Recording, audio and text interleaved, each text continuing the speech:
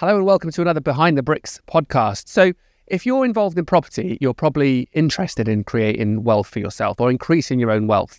And this ties in very neatly into the world of financial services and especially other places that you can invest your money. So we thought it would be a really good idea if we brought in the most active and dynamic independent financial advisor that we could to help you understand not only how they can help you with planning your overall wealth creation outside of property, but also incorporating property into that wealth creation and how you can plan and accelerate and scale that much faster with the help of somebody instead of trying to do that on your own. So, GP, welcome to the podcast. Hello, Chris. Thanks for the introduction. I like it. The most dynamic. I got time for that. Yeah, and definitely active. So, first of all, for people that are not familiar or have never spoken to an independent financial advisor, what does that mean?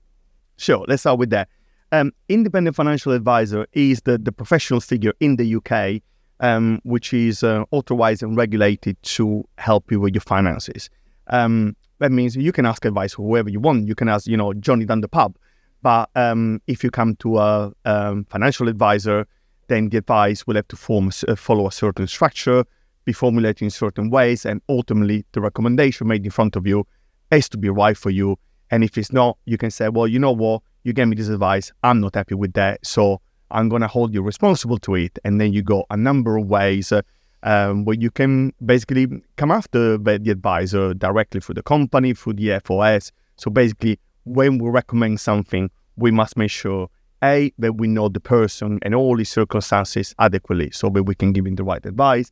And then when we really think long and hard about, from all the options out there on the table, what is best for this client, what would put him in a better position, and how this will affect positively his life and his finances. And I guess, like you just said, having the options of everything that's out on the table, I guess the term independent financial advisor means that they've got access and they have the freedom to recommend whatever is out there. They're not affiliated with any particular investment opportunity. That is a very good point. So there are two kinds of financial advisor, the independent one and the tied advisor.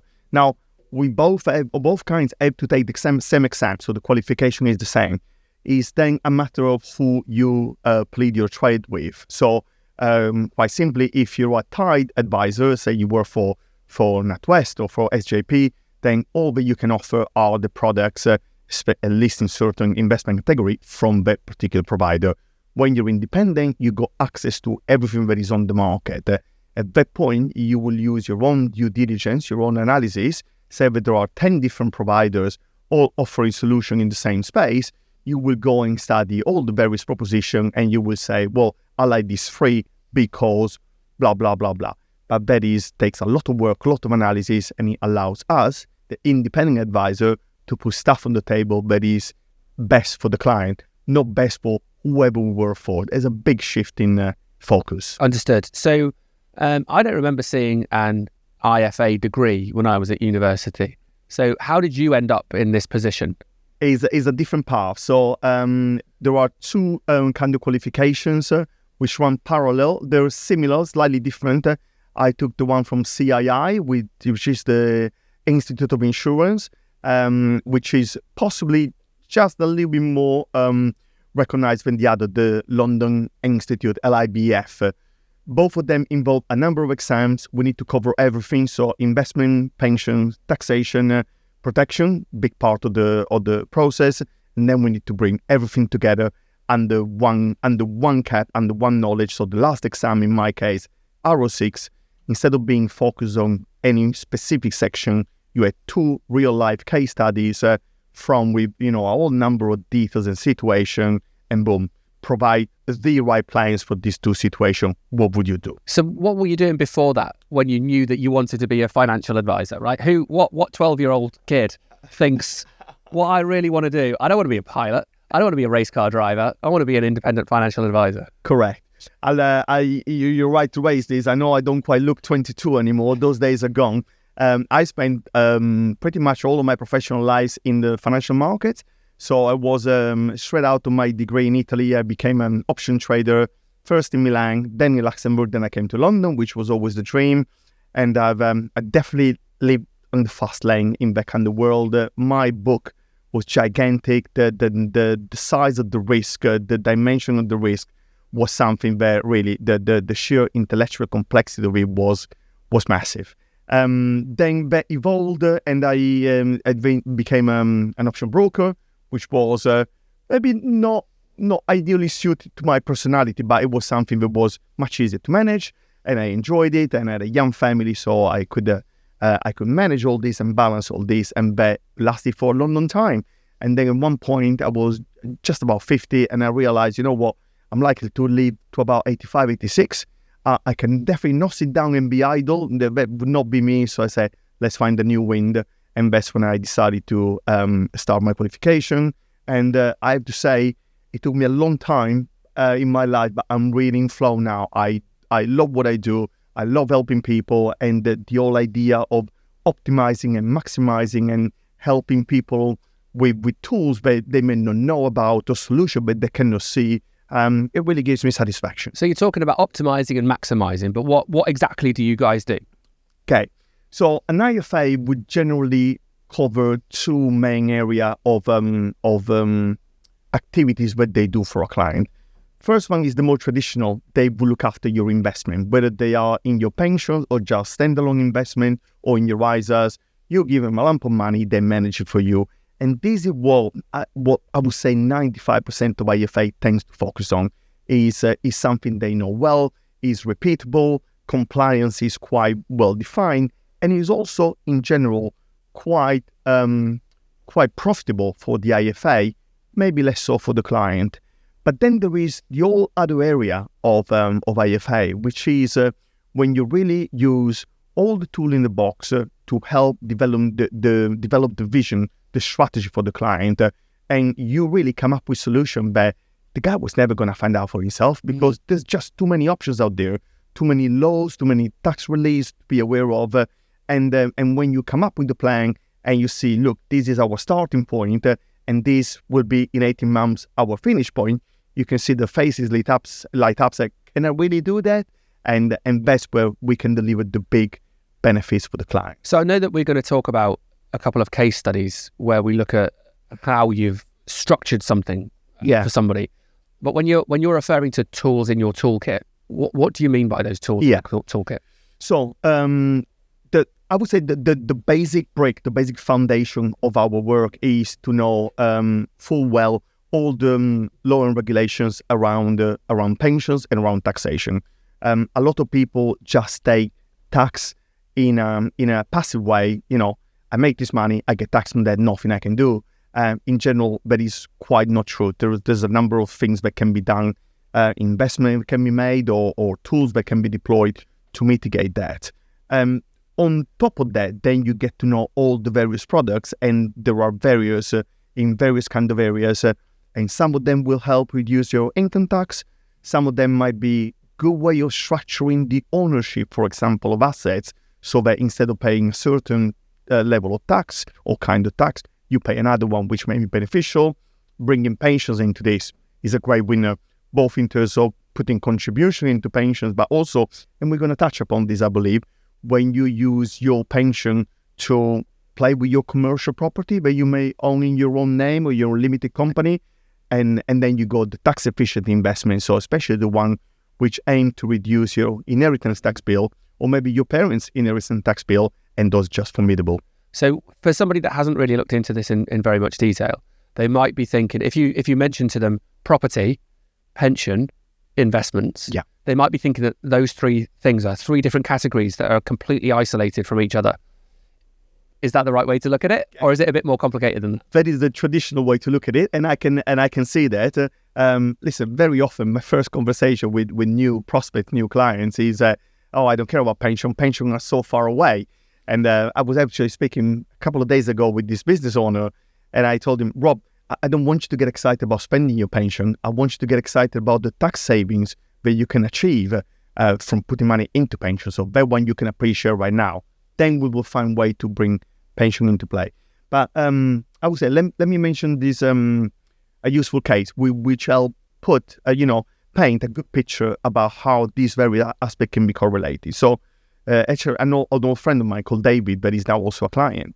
And he had 3 pensions from the days of yore. It was about 130 grand in it. So not a big amount, But quite simply, it's something that he knew he had, and he was never planning to get him into play in any particular way.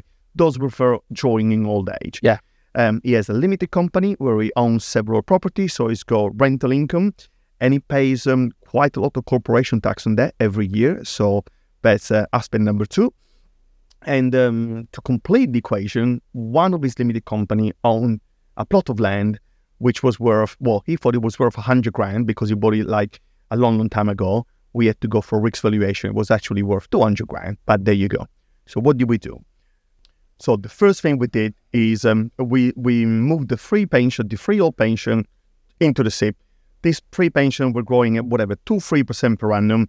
Was never part of David's own, life equation. It was something for older age when needed. Put those into the SIP.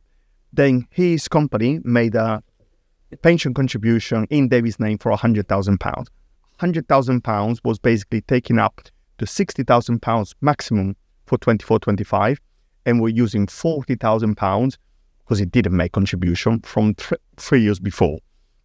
So in one clean book, we used the maximum we could use in a way not to lose allowances from the 5th of April onwards. Now we got 230 grand into the SIP. His piece of land worth 200 grand. Now that is owned by the company, and the company just put 100 grand into the pension. So it could have used some more cash flow. So what do we do next? The SIP buys the plot from the limited company, pays £200,000 back to the limited company. Now we got a SIP that is fully invested, apart from the 30 grand extra, into the plot of land that David wants to own, and at some point he will sell. And if one day he sells the £500,000, if he kept it in the limited company, well, the difference between £500,000 and 200,000, that will be fully hit by corporation tax. Yeah. And then if you wanted to pay himself by dividend tax, a pension is a pension, it doesn't pay tax. So that 300 grand uplift, that will just go straight in the pension with no tax taken. And in doing all this, now the company finds itself with a fresh check for 200 grand because they sold a plot of land that had been there for ages to the pension. So maybe this is an example that helps people understand how you can bring the various aspects and all that. And by the way, on the 100 grand contribution, that's 25 grand the corporation tax saved. So it all adds up pretty quickly. I know a lot of IFAs, and I'd be surprised if many of them could put that kind of thing together. Is that ubiquitous? I mean, if I go to any IFA, is that going to be, because they've all done the same exams, right? So surely they all know this and can put that together. That's a great question, Chris. Thanks for that. It's we all take the same exams. We all have to have the same preparation and the same knowledge. The way we use it is entirely up to us. So I know plenty of IFAs where they don't even particularly ask you about your business, about your properties, They just look at what kind of liquid funds have you got. You got 60 grand. Okay, let's invest for 60 grand. Oh, right. Okay, because that's the easier. That's the lowest hanging fruit, right? That's absolutely. And you know what? On the 60 grand, they will charge you an initial fee, then will charge an ongoing fee, and then go on for 5 years, 10 years. So I'm in a lot of WhatsApp groups and people that like to self-invest and self-manage. And they all say, you don't need an IFA. An IFA costs you this money, and year after year, the compound effect is really, really strong. You can manage it yourself. You buy a couple of ETFs, you manage your pension. I like to do at the full picture, and I like to work, especially with business owner, with property people, where you can really bring all these various aspects of the picture together, and you make them work in a way that most people don't see, and you can really deliver great result for the client, and that makes me happy. It must be quite rewarding for you, I guess, as well, because no two situations are going to be the same. So you get to actually use your creativity rather than saying to somebody for a different kind of IFA where you say, how much liquid funds have you got? I'm going to put it into this. 100%. And then you get the clients that you make really happy because you've done all this stuff for them. They become real advocates for you, and they start talking about you to all the friends, and then they got the recommendation coming through. And sometimes the language that they use is really, really flattering. So it's kind of humbling at the same time. And then that's the best kind of recommendation. When somebody say, GP is doing stuff for me that I never heard of before, you got to talk to him. It's really, really good. So that's it. How do I, as somebody that hasn't had that kind of in-depth conversation with an IFA previously, how would I identify who's worth talking to and who is really only interested in their fees and not really in my wealth generation? Yeah. That's a very good point. So you need to have an open mind, but you need to be an awareness that an IFA can be really good for you, but in other ways can be really, really good for the IFA, not for the client. Yeah. You need to be aware of that. So say that you got 300 grand sitting on the side. If you say, I'm going to give it all to my IFA and then he's going to manage it all that, you're kind of going down the route where, the IFA is going to be very happy with you. He's going to love you. But are you getting the best value out of that? Maybe not. Maybe investment in fantastic ways and gives you great return, but you are paying a lot of fees. If you got a situation in which you say, well, this going on in my life, my parents and my wife's parents, there will be some money there. Maybe we should talk about that. And I got the business going. We've got a couple of properties and we got a piece of land and I'm paying quite a bit of corporation tax. I'm paying quite a bit of dividend tax. Is there a better way? The answer is very often there is a better way. And the average person in the street wouldn't get to know it because there's just too much to know. Well, that's what we focus on day in, day out. So one of the big pillars of being an IFA is to do a thorough fact find in which we ask a lot of questions. It takes about an hour. Mm-hmm. And it's not the most amusing process to go through for the client, but it gives us the chance to really dig deep and understand everything. When we got the picture, then we can say, okay, there's something that could be a really, really good fit for you. What do you say if we were to move this into that, make this amount of pension contribution, transfer this and that, and then we'll do this. And by the way, shall we sit down with your parents and see if there's something we can do for them? But let me give you another life story, which is it's got a little bit to do with property. So another client of ours is about 53 now, and for some random reason, it was just about to paraglide off the mountains behind Uludeniz in Turkey, the beautiful part of the world, because they got ascensional current. So somebody with no risk, high risk appetite. Absolutely. And for some reason, he just went on the group chat and he said, does anybody know an IFA? Because I should start putting more money into my pension. And that's how we struck the conversation as it was about to jump off. The jump went well, so a few days later, he was back in England and we struck the conversation. Long story short, this guy had just divorced. He was there with very, very little money to his own name. He had 2 kids. He was living in rented accommodation. He just launched his own business. He was not in a good place, not at all. Talk about one thing and the other, widen the net, get to know the guy better and his situation better. Turns out he had elderly parents, which owned the property, completely encumbered, no mortgage, and he had a brother that done very well in New York, loads of money, not a problem at all. Fast forward 3 months, what we did was this. We released about 80 grand of equity on an equity release loan from the parents' house, which were only too happy to help their 50-year-old son that was now divorced. He put the money down as a deposit. He bought himself a new flat, which he didn't think he would have been able to do for 3, 4, 5 years until he was able to put the deposit down. At the same time, we rewrote the will. So we had a call, I remember one day, with the brother in the UK, the brother in the US, and the parents, and put everything on the table, maximum transparency. We're doing this to help Kevin, but this gift will be taken care of in the will because the first 80 grand from the will go straight to the New York brother to equalize things. And everybody was so happy. The parents were delighted to help. The New York brother was only too happy with that. And, Kevin's life now is pretty good. So, wow, okay. I'm kind of amazed at the scope. I'm kind of amazed at the scope. My misconception of an IFA, to be honest, was because I know a couple of people that are IFAs, and all they talk about are funds that they've been given from the company that they're affiliated with, and they basically go to into people's houses, talk about these. They do a bit of a fact find, but then they just talk about these funds and try and get these people invested into these funds. I'm surprised at the scope that you could have. I would say what you just described is the situation that tend to cover most of the world from IFA. So I gave a really good presentation in the summer to a pension investment group in Bristol. It was a long day, starting from Essex, and I've asked ChatGPT, said, would you say that 90% plus of IFA probably only focus on pensions, investment, and general investment accounts? And the answer said, yeah, that sounds about right.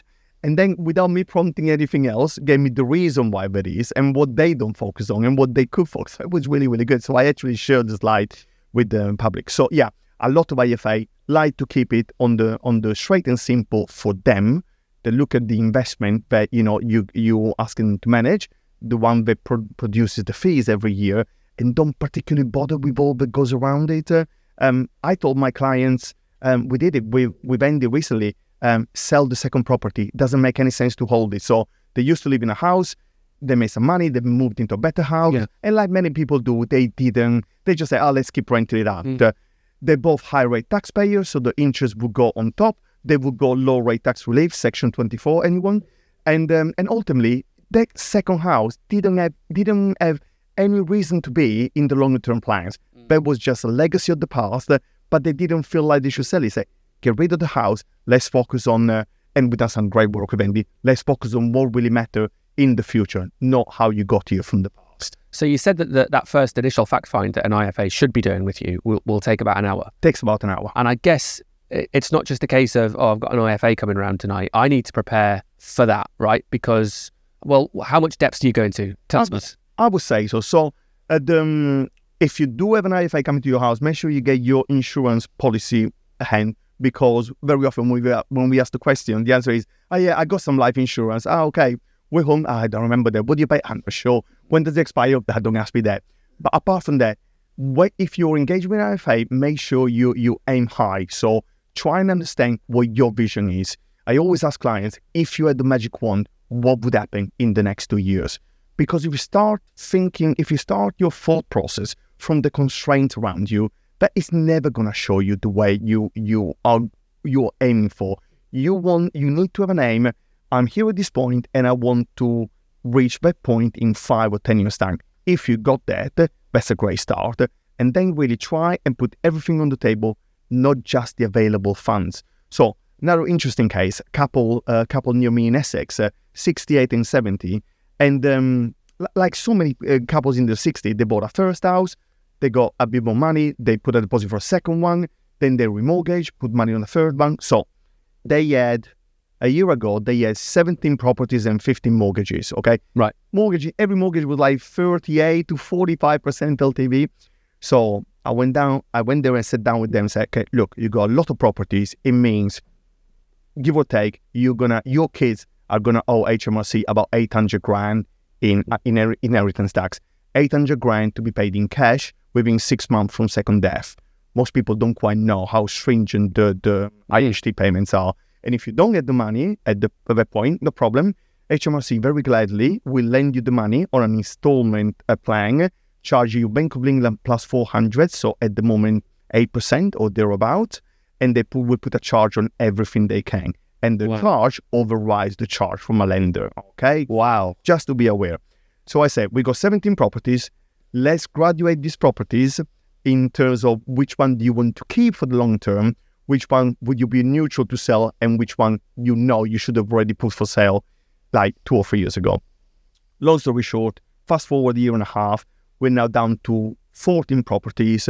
They got 3 more on sales. We're in the process of remortgaging 7 properties, but we will only raise 5 mortgages with higher LTV, but we're still given the same rate because you know this better than me. 41% LTV or 60% LTV, you get the same. Yeah. But at least we can repay the mortgages on the next 2 property to go out to the market. So, okay, they will need to liaise with the tenants and with the AST, but they know no early repayment charge. They can put it on the market whenever the right buyer shows along, go. So fast forward another 3 years, I see maybe 8 or 9 properties, the core of the portfolio, the good quality properties with good tenant. We will have released some money. The money may have gone to the kids. The money may go into IHT efficient investment. And instead of the kids owing 800 grand to HMRC, hopefully they will owe like 400, 300. That would be a much better place for it to be. So you've saved them 50% of their inheritance. We are in the process of bringing the 800 grand down quite a lot. But I have to fight a lot with the mentality, because mindset develops over years. And when somebody new comes and say, well, you could do this and you will achieve that, they don't just say, oh, GP said that, I'll do it. It needs time to build trust and to get them to wrap their head around it. That, as a matter of fact, in my years working as an IFA, the one thing that stuns me the most is how people choose who to trust. because sometimes I see people which are intelligent, which are well-adjusted, which have got, all going for them. And then sometimes they just believe in the words, or really, Johnny from the pub. Oh, Johnny told me to do this. And you say, okay, what qualification, what experience? Oh, no, Johnny's quite clever. And then sometimes Johnny is right, but very often he's wrong. So helping to cement the trust is really important. So getting back to that question of how do I choose an IFA, should I be asking an IFA if I've got a complex case, or if I've got limited companies and I want the future of my my wealth to include limited companies and investments into, stocks and shares, EFTs, whatever. Yeah. ETF, sorry, or properties. Should I be asking the IFA? Well, give me some examples, like you've just given us, of places where you've combined all of those things together. I would definitely ask them. And if they say, oh, sorry, I cannot help you, then that's fair enough, They're just not the right person to look after your interest. But just because they are not the right person, it doesn't mean that your interest cannot be taken care of, but you cannot develop the kind of vision that you got in mind. Well, let's get into that next. So that last example you gave us included 17 properties. Yeah. When you first got involved in it, it involved 17 properties. So is that the kind of level that I need to be at in order to have that conversation? Or, for anybody listening, where's that threshold? No, absolutely not. It's not about how many properties you have or the size of your portfolio. This was just an example of how I engaged with this couple the first time a couple of years ago, and I could clearly see what I could deliver for them. But at the time, they just didn't have an incline to follow what I said.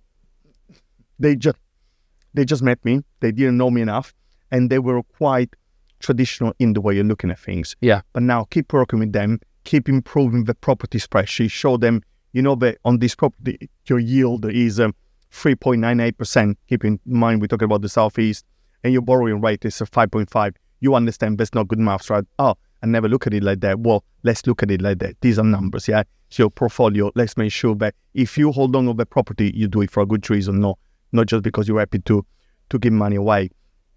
And now, step by step, we get into a point where we're reducing the portfolio, we'll be putting money available on the table. And this is something that is important, especially as you approach like end of life, or maybe thinking about your parents' situation.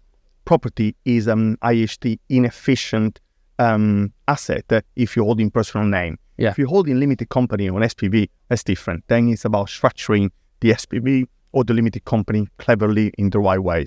But do you remember before 2015, people would just buy property in personal name.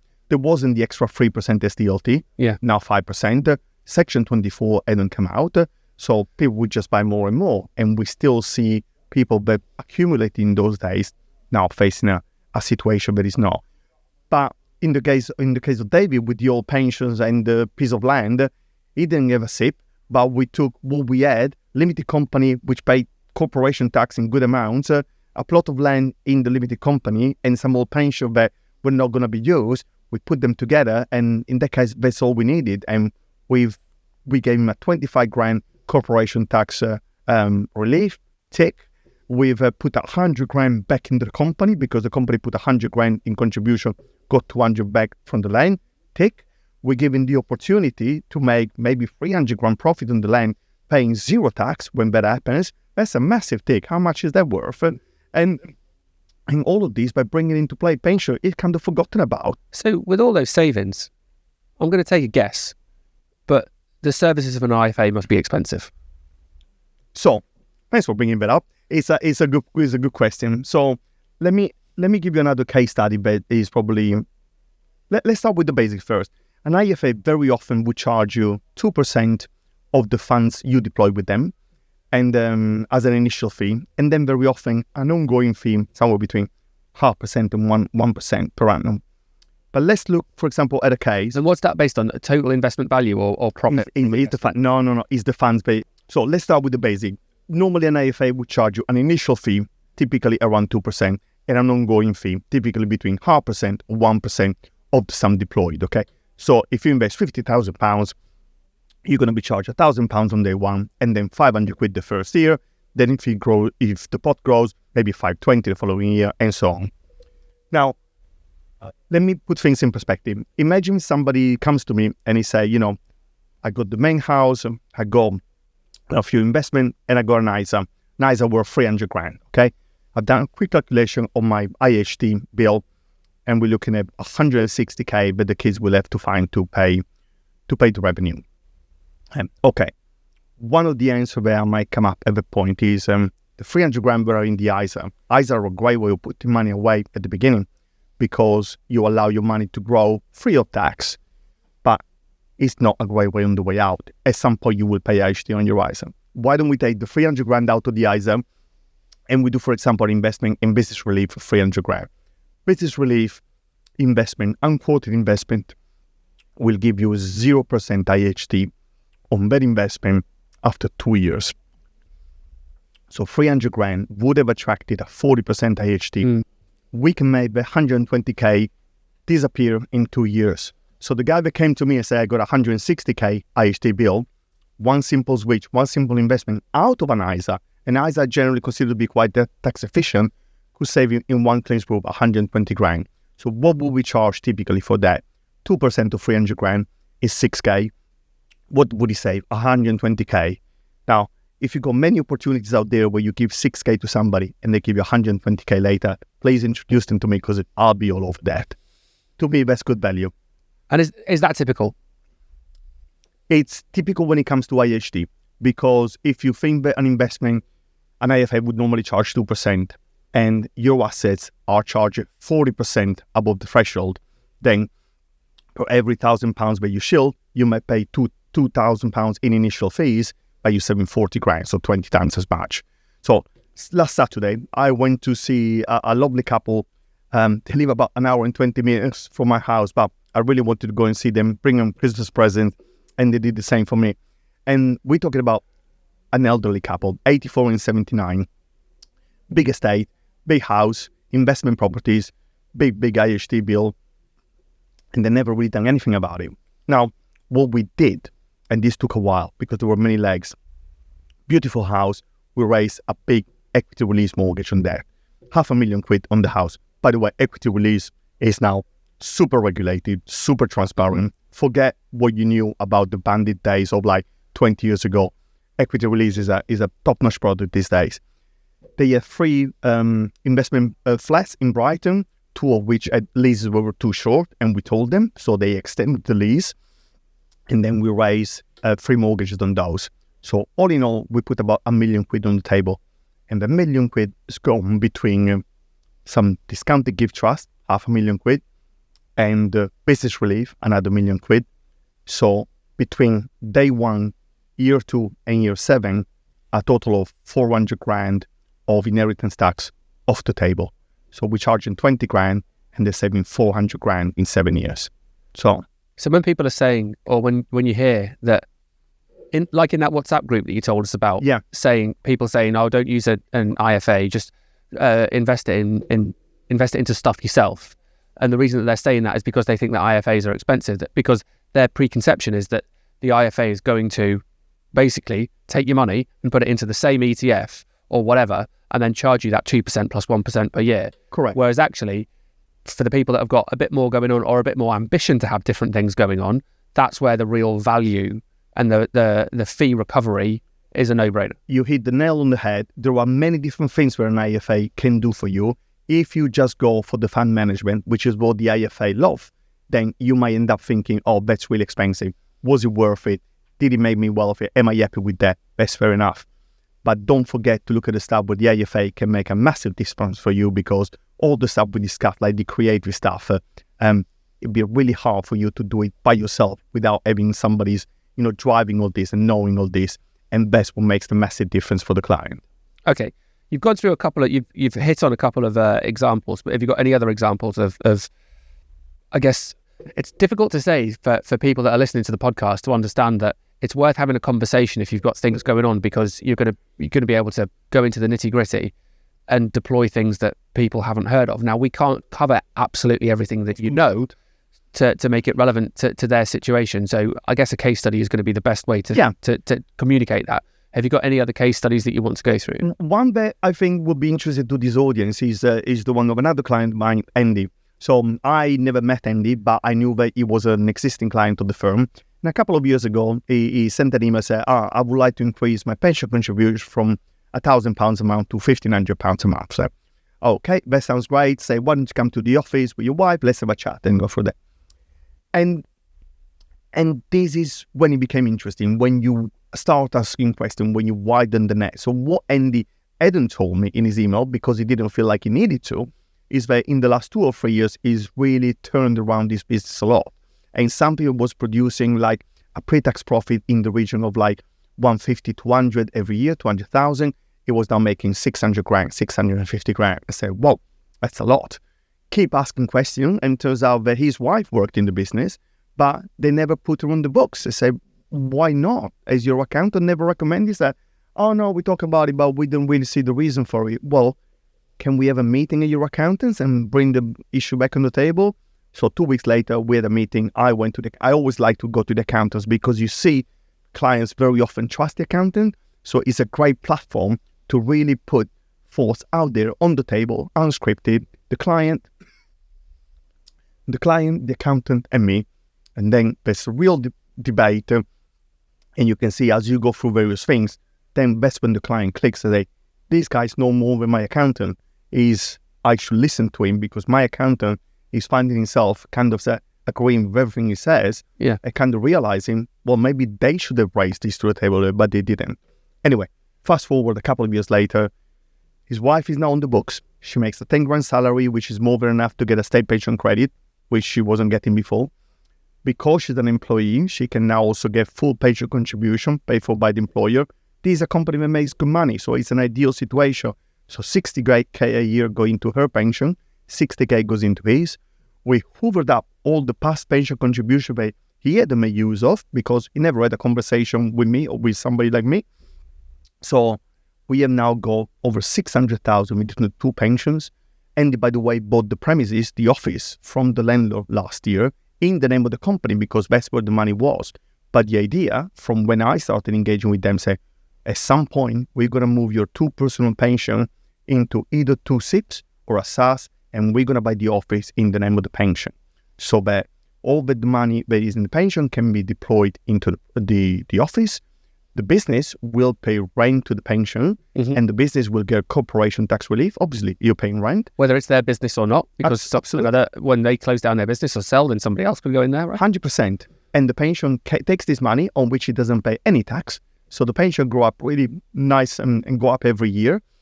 And all this started with an email saying, I would like to increase my contribution from £1,000 to £1,500, because when you put the average person to figure out, what is it that I want, they will do the best they can, but they don't have the full set of tools. So there's a great Henry Ford quote that goes, if I had asked my clients what they really wanted, they would all say, I want a faster horse. It was like 1902, but he had another idea in mind. Okay, so there's going to be people out there that will have still listened through. They might have a complex personal portfolio, or portfolio that they own in businesses or in limited companies, and they might still be thinking, am I at the right level to have this conversation? So give them a little bit of clarity on what I would say. I always give a first meeting to anyone that reaches out. I can help them, sense check where they are, and I should always be able to understand in the first meeting whether I'm in a position to make a difference for them or not. And if I'm not, I would tell them, say, look, your setup, it may be complex, but it's already good. There are no obvious wins. There are no obvious low-hanging fruit.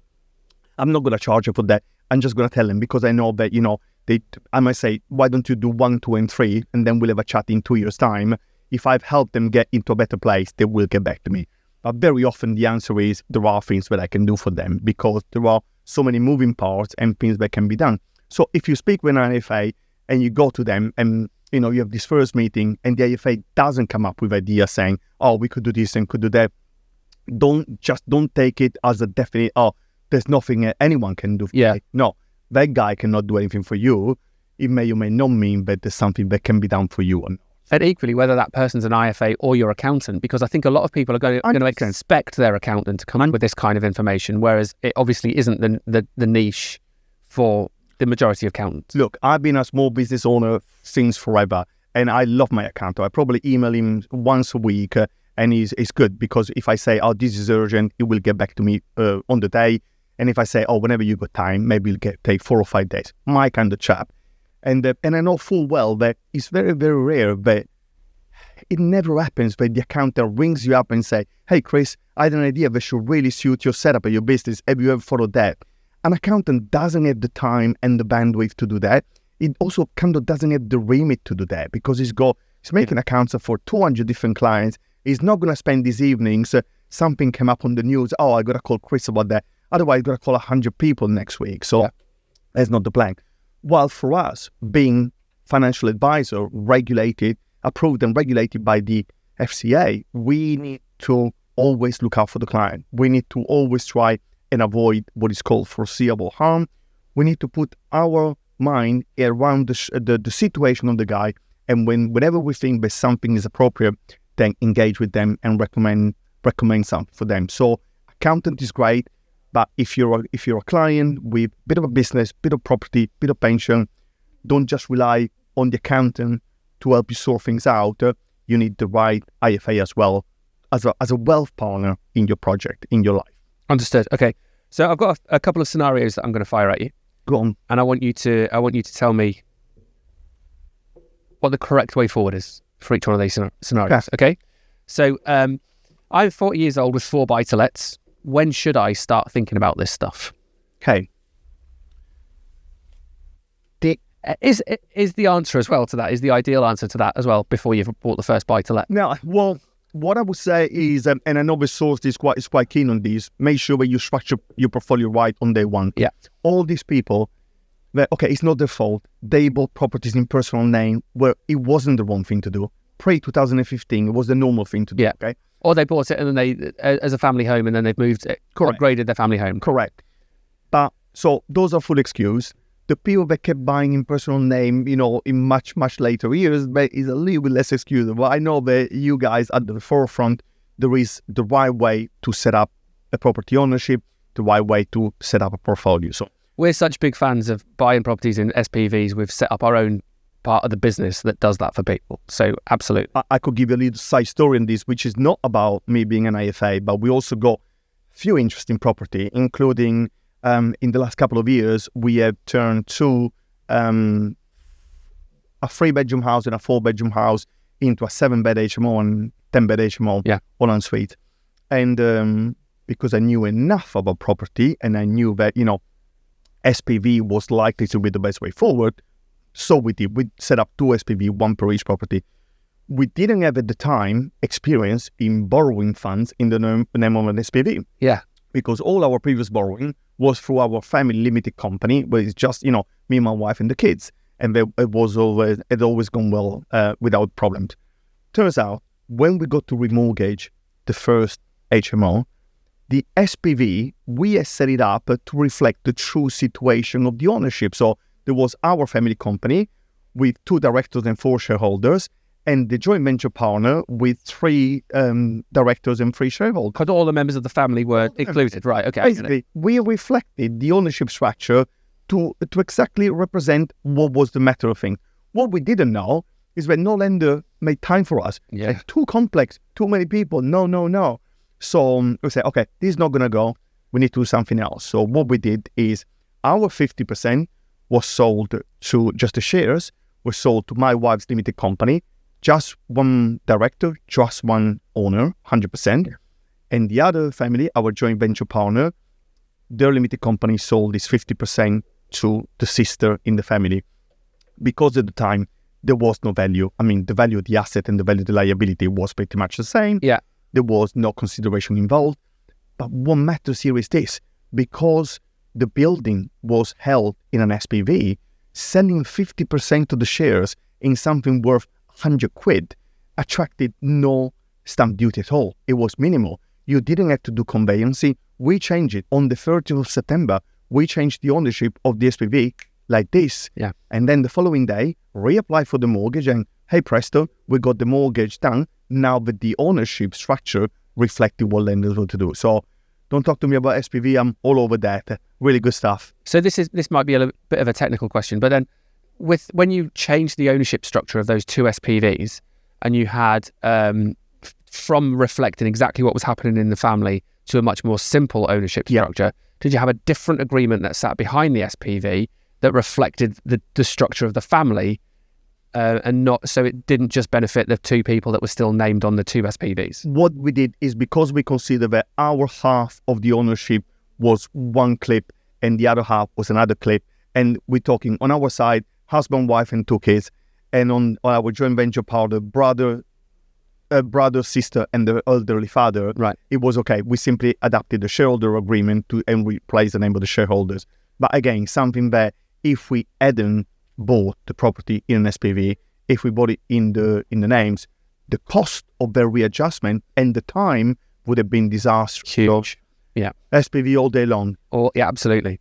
We were talking about pensions, so should I stop buying property and just focus on pensions? So that was the start of that section. Yeah. And then you went into that story. So let me give you a good answer to that. Yeah. Say that you got a few property, you got a business which, turns over profit, so pay corporation tax. Yeah. And you don't have much in the way of a pension. Now, I know the pension are now being drafted into inheritance tax on 6th of April 27. So if you got £1 million in your pension, maybe don't go and top it up. But if you got 50 grand in your pension and you got a portfolio worth £1 million and a company that every year turns over like 100 grand of profit, keep in mind that the 25k of corporation tax you're going to pay on the 100 grand, okay, you can choose to pay that, but you don't strictly have to pay that. You can take money out of your P&L and pay it into employer's contribution into director pension up to £60,000 per year, but it could be more. And then money goes straight from a high taxation environment, the limited company, into a no taxation environment, which is your pension. And I'm not saying you need a £3 million pension, but having £500,000 stashed aside rather than 60 grand. Yeah. If you stop working at 60 and we live to 85, 88, it's 25, 28 years of bills to pay and, food to eat and holidays to go. So you need some money stashed aside. So there are definitely ways of finding tax efficiency in using pensions. So I think I know the answer to the next question because I think we touched on it in the last one. But the next scenario is I'm already 60. Is it too late for me? No, 60 is a great age. As I say, we've done stuff for 8-year-olds, so 60 is possibly my favorite age. The right approach here is to understand that, if you want to keep hold of your portfolio, fair enough. But be aware, it's not efficient in the long term. If you pass your kids a portfolio with equity of £2 million and you know that the revenue is going to help itself to 800 grand, that's a big clip. It's a big clip that they need to find in cash, as we discussed earlier. So as you are kind of winding down and trying to understand how to effectively pass wealth to the kids, if you let go of 2 or 3 of those properties and go into some of these tax-efficient investments, which can be delivering incredible IHT results for you, then what you end up passing to the kids is a lot more than £1 million too. And in my eyes, that's the way to look at it. So a little bit less of landlord pride and a little bit more of father pragmatism, And because of the nature of source, I guess we are talking about properties quite a lot. Of course. But in the next scenario, what if somebody said to you, you went round and you did your fact find on them, and they said, "All right, yes, I have some of my wealth I can put into these illiquid assets, but what if I need access? I might need access to some of it fast." Yeah. Is that still an option? Good point. And that's a point that matters throughout the ages. Because even when somebody's 75 and worth a lot of money, and you tell him, you should give money, and say, what if I need it? Give it to the kids, then they can just spend it. What if I go into care home? So retaining control, retaining assets is a very, very important part of the conversation, regardless of the age. And the younger you are, the more this is relevant. So at least one of the investment that we do in order to mitigate IHT is called business relief. Actually, there's been some breaking news this morning with a press release from HMRC that they are increasing the limit for agricultural relief and business relief from 1 million to 2.5 million. I didn't check the date, but to all the farmers out there, this is a good day today, okay? So we can put investments. Go back to the guy with the 300k ISA. which was great in the fast accumulation, but ultimately will pay IHT, can take the 300 grand out, put it in something called unquoted business relief. This will gain 0% IHT rating in just 2 years. And then the investment keeps running for as long as you're alive, but you haven't put the money away. Still an investment in your own name. You can tell us, I want 20 grand back, I want 50 grand back. You are free throughout your life to draw the money back. So those funds, although invested, although you manage to shift them outside your, not outside your estate, but to make them 0% ready for IHT, they remain within your grasp and within your control. And I can tell you what, regardless of the age, every client likes to be able to say, oh, you know what, I may need 100 grand. Need to go to Vegas this weekend. One of the things that you mentioned in that last answer was holidays. I think that would be a good segue into telling people how they can sort of stay in touch with you going forward and your social media accounts, just to see how many holidays you go on in a year. In fact, we just had lunch before this, and that probably took up about 70 or 80% of the conversation. It's an important topic, I believe. Well, Chris, I live what I preach. I want every client of mine to have the best possible life they can have. And especially once the kids have left the house, when you get to the point where you go a bit of wealth, a bit of income, and it's just you and the missus, for example, and you're still in good nick, you're still in good health, you're active, don't be stuck in a frame that I lived all my life in Epsom, I'm going to die in Epsom. I mean, you can if you want to, but you can embrace the next 10, 20, 30 years. So many of my clients work remotely, and they may be in their 60s, and they never earn as much as they earn now. I go back with my mind 20 years ago. By the time you turn 50, 52, companies couldn't get rid of you quickly enough. These days, you get all these people which are still in the workforce, and the company say, well, you're not retiring in a hurry. I was chatting with a couple on the train. He works in data analysis for an oil and gas company, and he was like 57.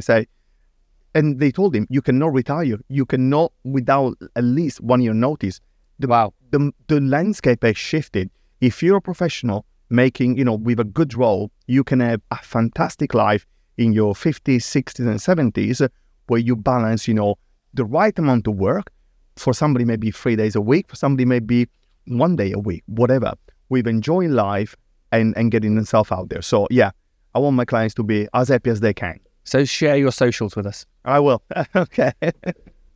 So what are they? Tell us. Tell us. You'll find me on Facebook and you'll find me on Instagram. But most of my stuff I tend to put on LinkedIn because it's suitable for a professional audience. But I'm trying to put more and more on Facebook as well. So I will spell out your name in the notes that we put on. We will. So they can see it on Facebook. And even my wife calls me GP. The Italians are great.